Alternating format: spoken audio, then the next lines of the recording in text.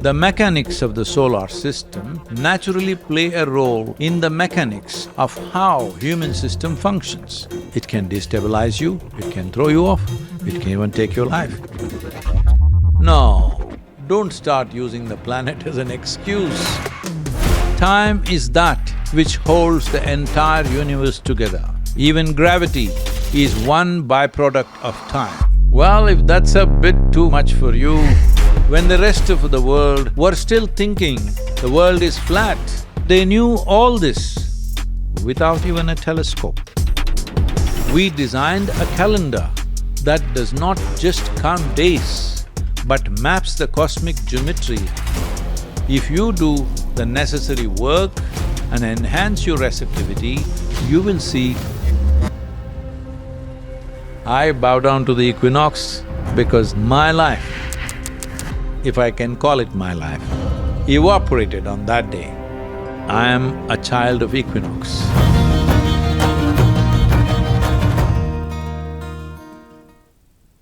Namaskaram. Welcome to 360. Wow, let's look at what we call as time.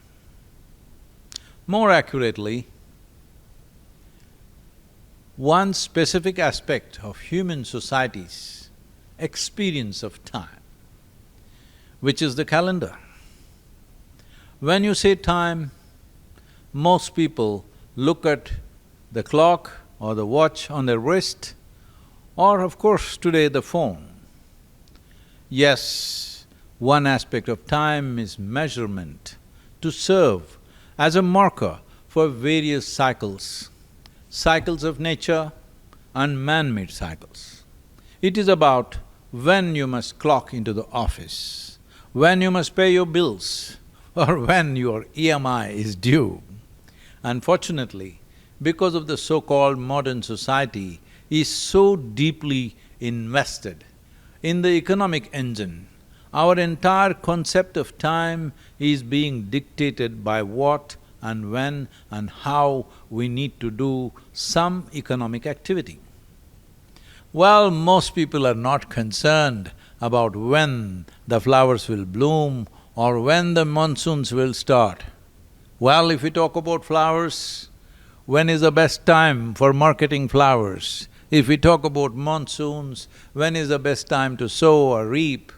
All about economics and our survival process. I have nothing against economy or the economic process, but limiting time, which is a profound phenomena of existence, to a purely transactional calculation is a serious mistake that we have allowed to creep into our lives in the past few decades. Economics is essentially about survival. There was a time when survival meant food and shelter. Today, food and shelter are getting more and more organized, unfortunately complicated and of course expensive. It is fine to have all these things, but they should not become the determining factors of your life. What kind of food you eat, what kind of clothes you wear, what kind of home you live in, everyone organizes these things according to their capability, but they should not become something that limits you. They are only to support you in your life. Whether you went to office by walk or by bicycle, or whether you drove a car, it's just a question of different people's financial capabilities and the choices that people make and the opportunities that are available to them. But essentially, the important thing is you got there. The means of travel is only incidental. It is so with every aspect of life, but the incidental factors have taken on such significance in our minds that the fundamentals of life have been completely forgotten. If you pay attention, you will realize time is not about economics. The yogis have always seen time as the basis of creation. Time is always ticking away, but cannot be pinned down. There is no pause button, there is no rewind facility there. Time is that which holds the entire universe together. Even gravity is one byproduct of time. It is a force that manages the time-space relationship and allows time or kala to find expression. You know, many times I've told you, the experience of time is determined by which side of the toilet door you are. Those who are inside will say, just 1 second. But in your experience, 1 second is a eon. So time or the experience of time is very relative to the type of experience we are going through. If you are going through something very unpleasant or compulsive within you, then minutes will become years. But if you're going through something very pleasant and wonderful, then years will become seconds. This is human experience. Well, even on a more fundamental level, we see that when the dark nothingness of kala reverberates and takes form, physical existence begins. Well, if that's a bit too far or too much for you, in your daily experience, you experience time as the changes happening within and around you. If the earth rotates once, you call it a day. If the moon goes around the earth, we call it a month. If the earth goes around the sun, we call it a year. Like this, from the smallest to the largest aspect of the physical, everything in physicality is cyclical in nature. And because this human body is just a piece of this planet, and the planet is just a small speck in the solar system, the mechanics of the solar system naturally play a role in the mechanics of how human system functions. If you look at the calendar, the majority of the world today following the Gregorian calendar is essentially a hodgepodge. You must understand where it comes from. It originates from the Roman Empire. Well, it is claimed in the world, lot of things, almost everything came from the Roman Empire because everything that there was before that in that region was obliterated by the Roman Empire. I know obliteration has become a favorite word in the world today, and its main purpose was to facilitate tax collection. The word calendar itself comes from kalendae, pronounced kal-len-dai, which was the day when debts were due, the day citizens had to pay taxes to the Roman state. It was a calendar made by the marketplace and for the marketplace. It is a numerical convenience that ignores the larger geometry of the cosmos entirely. It is just a psychological shift in human minds, useful if you were a banker or an accountant in the Roman Empire 2000 years ago, but it is completely inadequate in terms of human experience. It completely ignores how this human system is a reflection of the larger cosmos, especially the sun, moon and the earth. When you look at the calendars that were used in the East, particularly the Hindu lunisolar calendar, it is an entirely different approach. The mystics of the past who devised these calendars were not interested in collecting taxes. They were interested in the blossoming of the human being. They recognized that this human mechanism is not an isolated bubble. It is estimated somewhere around 8 to 12,000 years ago, the first Hindu calendar was made. The incredible thing is, it has never needed a correction again because this is not a calculation, this is an observation of the universe and the solar system in which we live. It's not like we are doing guesswork and calculating. We are observing things from that observation.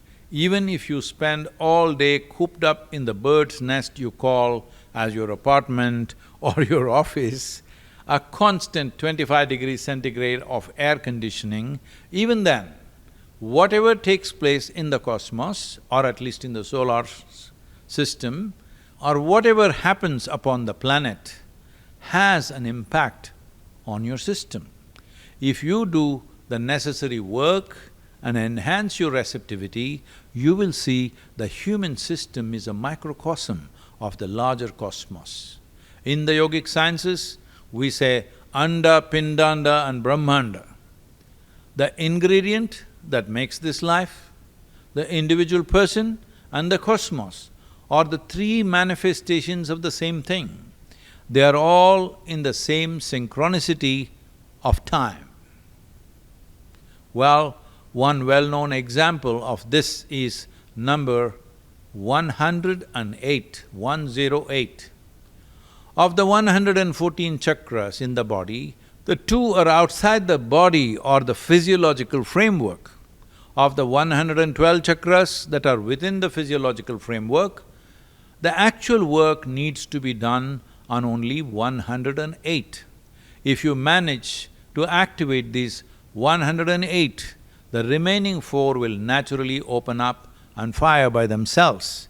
This is why traditionally, if you wear a rudraksh or any kind of mala or a garland or let's say a necklace as it is said in the West, it has 108 beads and this is used for counting.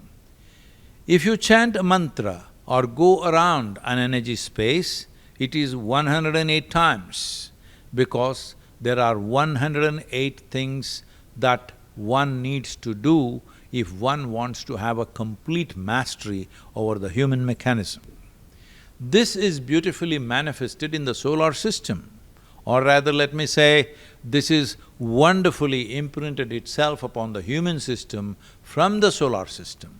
The diameter of the sun is 108 times the diameter of the earth.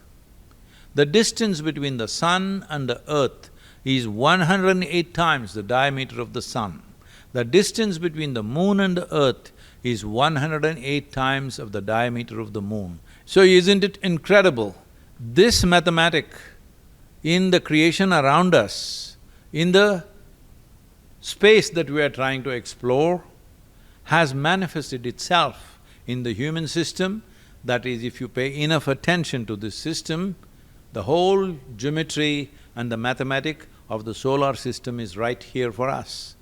And all this, the Indian yogis and mystics espied well before Galileo was born.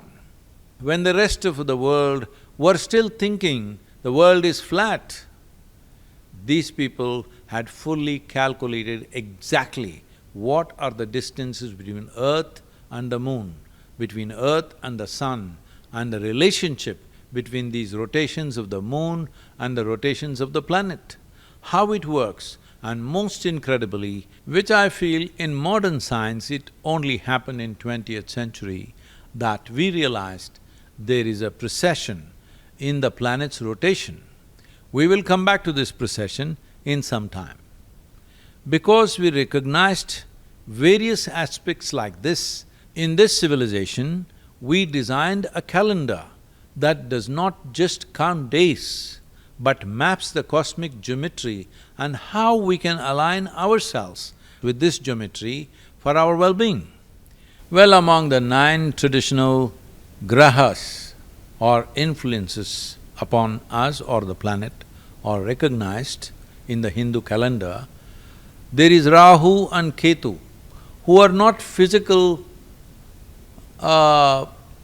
planets or satellites, but it is the position that the moon takes where it eats up a part of the moon or part of the sun, or in other words, it causes either partial or full eclipse because of the northern and southern nodes of the moon being in a certain position in relation to its rotation around the earth.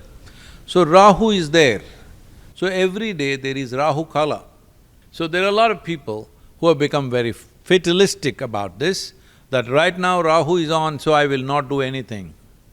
So this is not about that. It is not about blaming the stars or the planet for everything that you do or you do not do.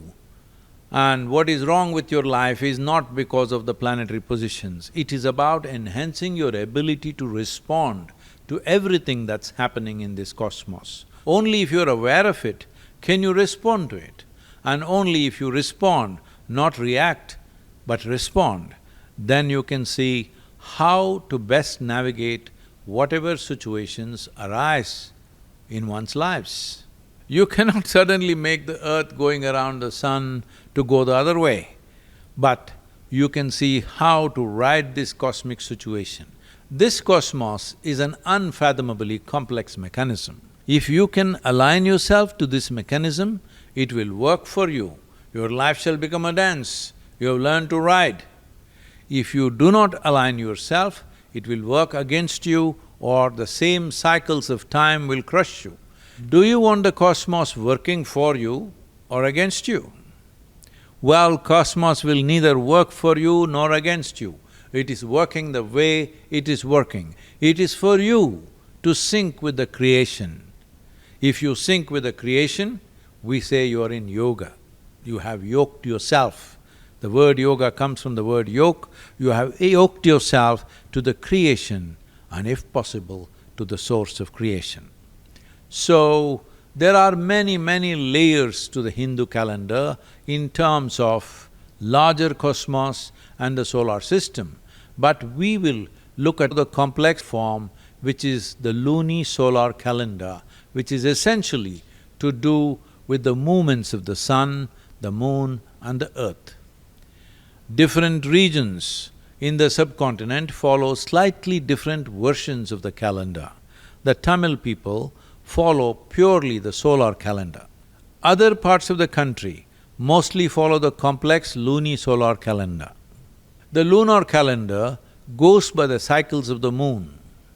The solar calendar takes the sun's relationship with the planet into consideration. The luni-solar calendar is a complex mix of lunar and solar cycles. Because all of them are moving objects, it becomes one complex piece of geometry to calculate and to understand what impacts it has at different times of the year, month and day. Because both the lunar cycles and the solar cycles are taken into account, I would say that it is far more accurate and it takes more aspects of our life into consideration.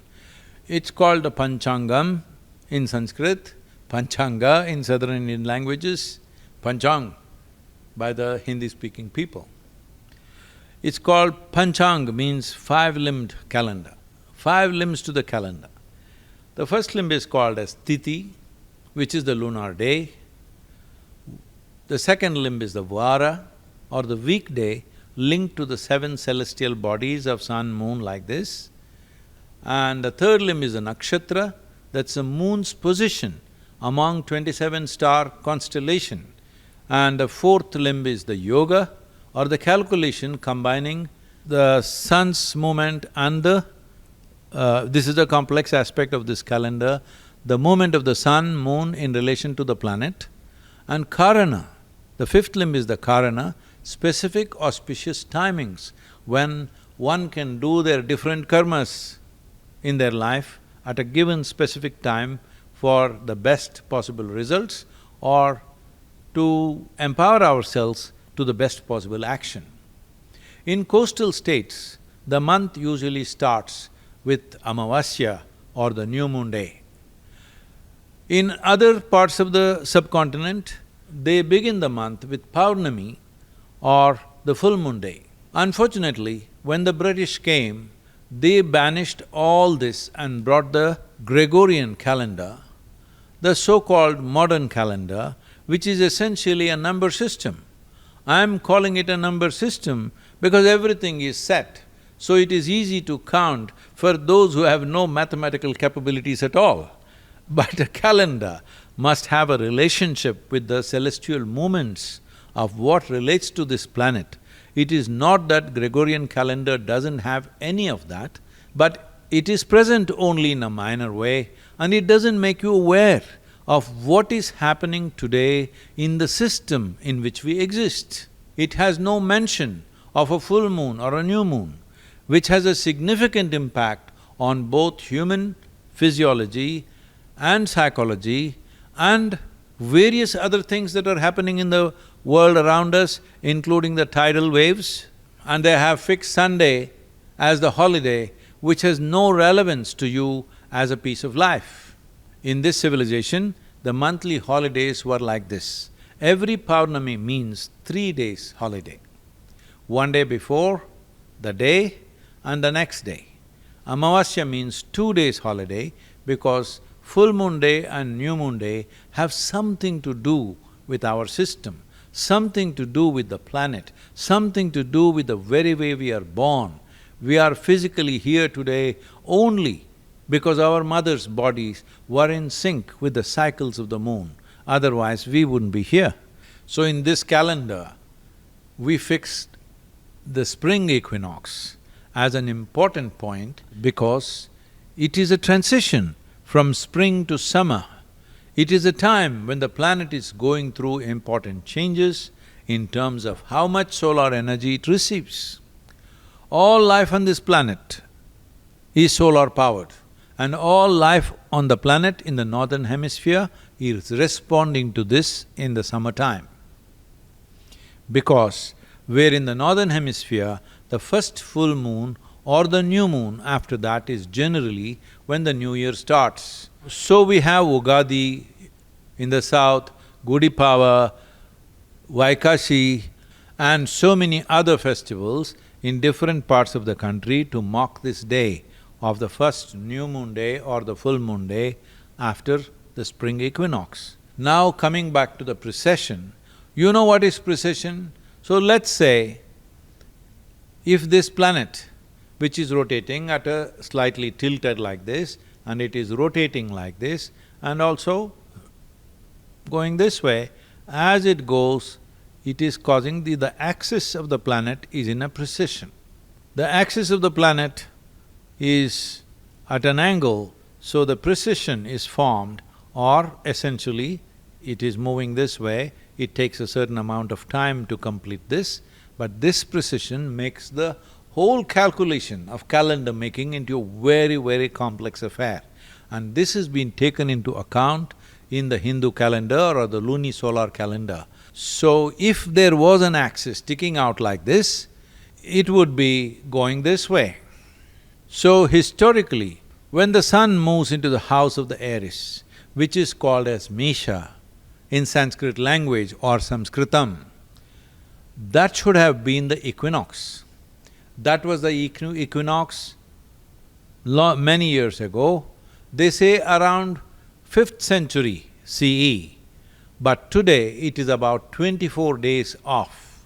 This has happened because of the precession and the geometry between the sun, moon and the earth. Changing as it goes, it continues to change. Essentially, if you look up in the sky after the sunset on the spring equinox today, actually you are seeing a different part of the sky than let's say 1,000 years ago. And they knew all this without even a telescope. Around the time of the equinox, the planet's magnetic envelope that protects all of us from the high-energy plasma coming out of the sun, like the solar flares and solar storms, that envelope's protection weakens at this time because of how the Earth's magnetic field aligns with the sun's magnetic field. Particularly between 23 to 33 degrees latitude, this effect will be at its highest. India is partly in this latitude, some parts of Europe, China and United States are in that latitude. That means Earth's magnetic field goes through disturbances or are deeply influenced by sun's plasma or sun's energy. So it is not to be missed that it is this band between 23 to 33 degrees, maximum amount of development has happened on this planet because sun's energy is at its peak and solar energy being the basic source of energy for all of us and for all life on this planet, naturally populations living in this band thrive because maximum amount of solar energy without excessive temperatures happens in this band of latitude. The southern India that sits right near the magnetic equator, where high up in the atmosphere is a band of intense electrical current during the equinox, if the magnetic field is disturbed this band of current can create a lot of electrical charge. Well, you can treat this charge as a disturbance or an empowerment. I bow down to the equinox because I am made of the equinox. My life, if I can call it my life, because everything that I was before the 1982 autumnal equinox, before that who I was, that me evaporated on that day. And I am a child of equinox, so I cannot emphasize it more. Everything is around equinox for me. You must understand, every major function in your body is essentially driven by an electrical current or an electrical charge. From the beating of your heart to the firing of a thought in your brain, it is all governed by the movement of charged ions. Calcium, sodium, potassium and magnesium moving through your cells. Ions are molecules that have some electrical charge, so they can be affected by magnetic and electric fields around us. So, if you're under the magnetic equator, or if you're in this range where during certain seasons there is a huge influence upon you, your brains can fire better, your heart can beat better, everything within you can function better. Above all, it empowers the human being if one is receptive in a right sense. When the earth's atmospheric electric fields are fluctuating so wildly, your body acts like a subtle antenna, picking up these changes and charges which are happening in our field of existence. If your system is not geared for this, these environmental spikes can force the charged ions to leak into your neurons prematurely. The brain becomes hyper-excitable. People experience this as migraines, brain fog, irritability and feeling freaky, or you can be immensely empowered if you receive it in the right sense. The yogic system is a system of geometry, or aligning your geometry to the larger geometry of creation. If that is done, the natural phenomena of plasma, the solar plasma and electrical charges around us, all of this can become life-enhancing. You know, people are always talking about how they're not in the right mood today. No, don't start using the planet as an excuse for your lunacy. I know, the word lunacy comes from luna. People have been blaming the moon. The beautiful moon is the basis of your madness. It need not be. It's an empowerment. If you do not know how to use an empowering force, well, it can destabilize you, it can throw you off, it can even take your life in many ways.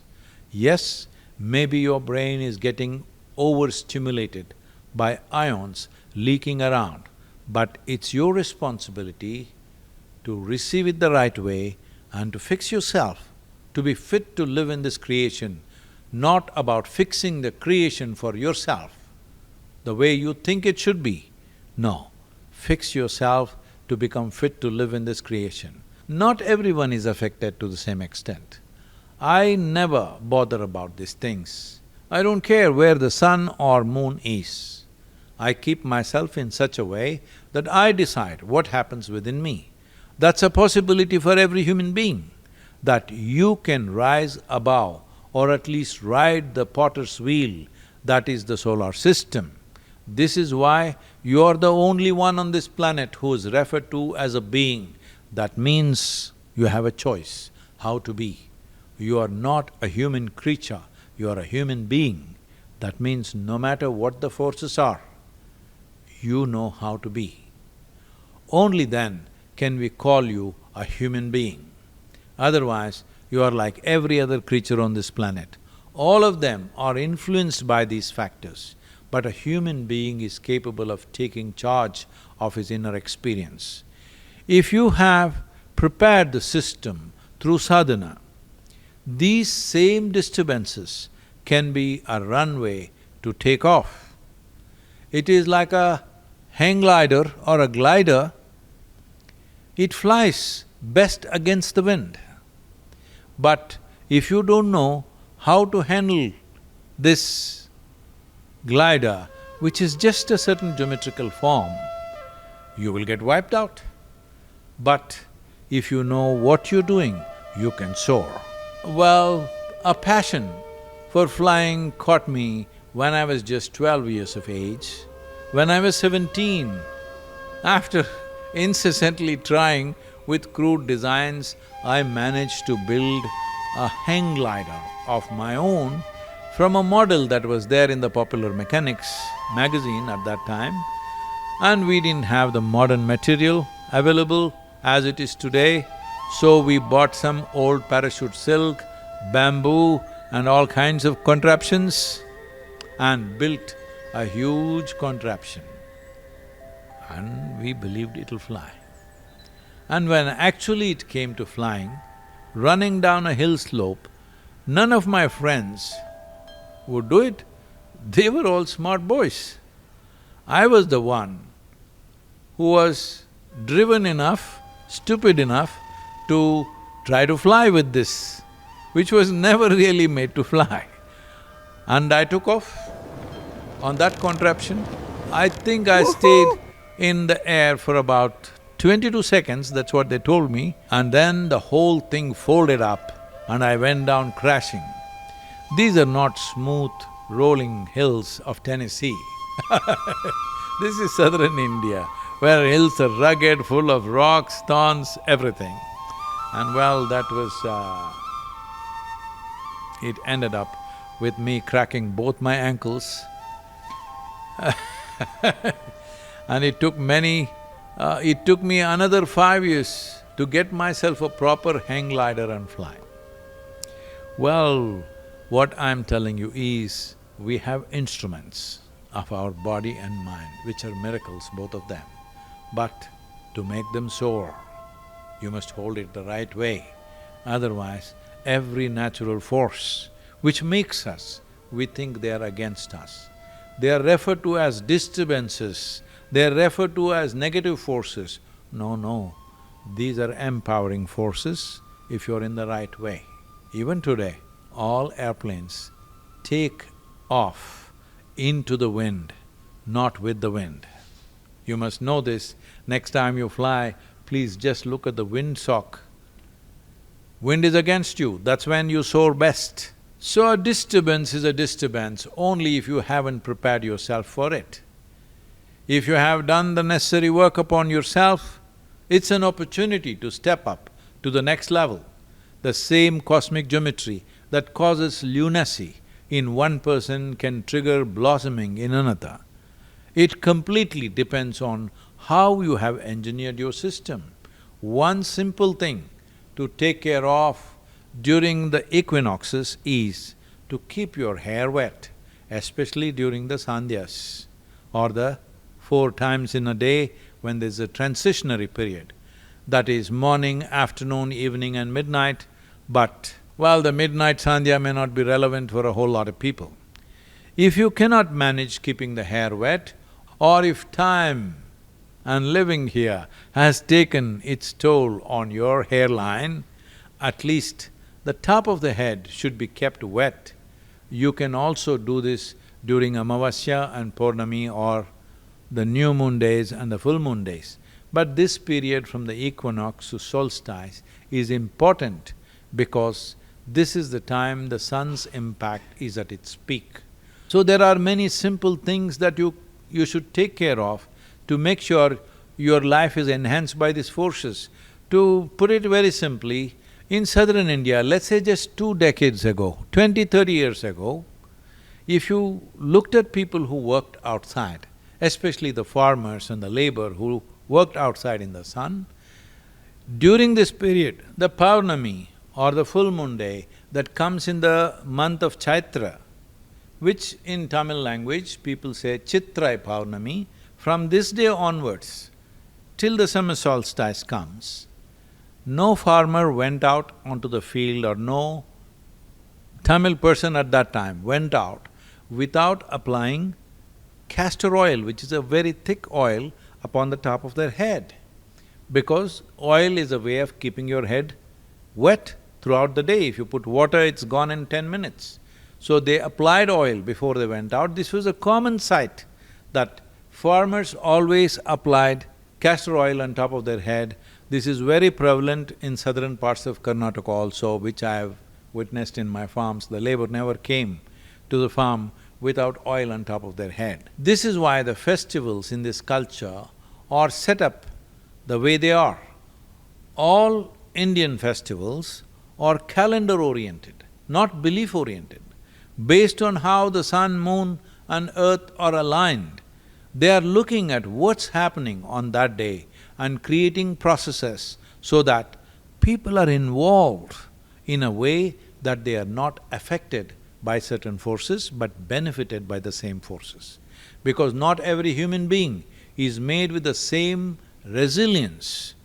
Unless they do the right things, they may be affected. What one can go through effortlessly may break another. So many simple things were prescribed. For example, the consumption of seasonal fruit and vegetables are a fundamental aspect because what you ingest is as important as how you breathe. Well, if you're from southern India, in this time of the year, people consume what is called as Lakshmi Charu in Andhra Pradesh, Palai Sadam in Tamil Nadu, Kulu in Karnataka. What these things are is, they are cooling agents. They cool the system and they're very rich in B12. The cooling aspect of these foods and B12 rich component is very important when the sun's rays are at a certain level of intensity. So these things they realized long time ago and these things were very ardently followed till recently. But today, you want to eat fruit from New Zealand and pasta from Italy which was cooked 3 months ago. I don't have anything against these foods or the places. Having the freedom to choose is great, but you must learn to choose what brings well-being. Around that, you want to have a little adventure into the foods that come from elsewhere, here and there, that's fine. But the important thing is, you must understand what you consume is a fundamental instrument for your well-being. So in the Hindu calendar, the year is divided into two halves. The period from winter solstice in December to summer solstice in June is called Uttarayana, the northern run of the sun. The sun moves northward with every passing day. Every day you will see the sunrise is a little more to the north. The period between summer solstice and winter solstice is called Dakshinayana. This is the southern run, that is when the sun starts to move southward. In the yogic tradition, Uttarayana is seen as a time of harvest, both in terms of agriculture and in terms of spiritual growth. It is called the Kaivalya Pada. Dakshinayana is considered a time to work upon yourself. It is called the Sadhana Pada. Apart from the spiritual aspects, there are also various health aspects. Your metabolic system, your glandular function, your immune mechanism, all these function differently at different times of the year. Well, it has been noticed, many studies have confirmed that you will see much more neuronal growth and connections between the neurons in the brain during Uttarayana. In Dakshinayana, the system shifts to a cleansing or purification in the brain, a kind of clean-up phase. All this with reference to northern hemisphere because maximum population for the longest period has largely been in the northern hemisphere. Considering all these aspects, we created various processes through festivals so that you can benefit from these natural mechanisms. Let's take Margali as an example. The Tamil month of Margali starts on 16th December towards the end of Dakshinayana. Margali is the time to bring stability and balance. There are many practices you can do for this. We have told you, you are supposed to take a cold water dip before sunrise, preferably at the Brahma Muhurtam. So when you take a dip in the cold water, the blood vessels, particularly just beneath the skin, across your body will shrink or become very narrow. This conserves energy without letting the heat going out of the system. This narrowing and widening which naturally happens with activity, the blood vessels become more flexible, which is very important to maintain healthy blood pressure and for the cardiovascular system. Doing this process for just one day will only shock the body. It will not leave any lasting physical change, which is why we tell you to do this for a whole mandala or a period of 40 to 48 days. If you go through this process for a whole mandala, it can improve the condition of your cardiovascular system. There are various aspects like this. I won't go into all the health aspects because what we're talking about is about the phenomena of life itself, not just about health. Maybe for most people, health benefits are what is most tangible, but the fundamental is not simply about health. We are trying to ensure that the body and mind don't become obstacles in our lives. They should become stepping stones for your immediate and ultimate well-being. Well, as a part of that, we want health, we want emotional exuberance, sharpness of the mind, but these are not an end unto themselves. You're supposed to use these as a basis to explore the more profound aspects of being human. Human life does not end with survival. Human life begins only when survival is taken care of. And above all, if you are a human being, the stars and the planets need not decide your experience of life. You and you alone should be the one to decide your inner experience. So the moon, the sun, the calendar, all of these are important, but don't become obsessed with it. There is a wonderful poem by a Kannada mystic, Devara Dasimaya. I hope you've heard of him. If you've not, just look up his poetry, they're spectacular. Let me read you just one stanza of that poem. Accha Shiva Bhaktange hottare amavase matta madhyana shankaranti ಮತ್ತೆ ಅಸ್ತಮಾನ ಪೌರ್ಣಮಿ ಹುಣ್ಣಿಮೆ ಭಕ್ತನ ಮನೆಯ ಅಂಗಳವೇ ವಾರಣಾಸಿ ಕಾಣ Ramnath. What this means is, to the one who is absolutely with Shiva, there is no dawn, there is no new moon, there is no noonday, there are no equinoxes, no sunsets, nor full moons. His front yard is the true Varanasi, O Ramanatha. So, for a yogi, one who is in state of union with Kala, the time and space, the fundamental ingredients of this creation, which we call as Shiva, is beyond the impact of these cosmic movements. Whether the moon is full or not, whether the sun is moving north or south, his inner experience is not determined by these celestial movements, because human consciousness is well beyond all these physical manifestations of creation, moving whichever way they're moving. And that is the goal of yoga, to put you in charge of your experience of life so that it is no longer determined by the cycles of physical creation. But until you have reached that state of liberation, until you transcend the cycles of time and space, you must learn to ride the cycles. To ride the cycles, you need the right kind of calendar. So please, learn to make use of the Panchangam to create, to engineer a wonderful life for yourself. Learn to appreciate the magnificent and sophisticated and complex nature of the creation around us, but above all, explore the super spectacular nature of human consciousness. Till we meet again on 360.